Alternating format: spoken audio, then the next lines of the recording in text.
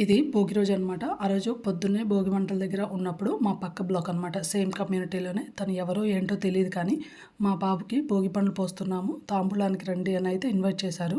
చాలా హ్యాపీగా అనిపించింది. అంటే ఎవరో తెలియకుండా కూడా ఇలా ఇన్వైట్ చేయడము ఫీలింగ్ బ్లెస్డ్ అనమాట. అంటే ఇలాంటి అదృష్టం ఉంటే కానీ జరగవు అంటారు కదా! దేనికైనా రాసిపెట్టి ఉండాలి అంటారు కదా! ఆ ఫీలింగ్. ఆఫీస్ ఉంది, కుదురుతదో లేదో అన్నట్టుగా అనుకున్నా. బట్ స్టిల్ వస్తానైతే చెప్పాను.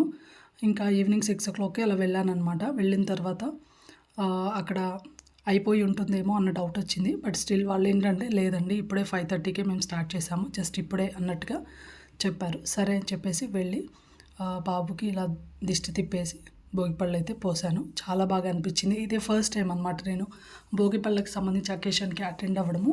అండ్ కొత్తగా కూడా అనిపించింది. చాలా హ్యాపీగా అనిపించిందండి. ఎందుకంటే అలా తాంబూలానికి ఇన్వైట్ చేయడం, కొత్త వాళ్ళని పరిచయం చేయడం,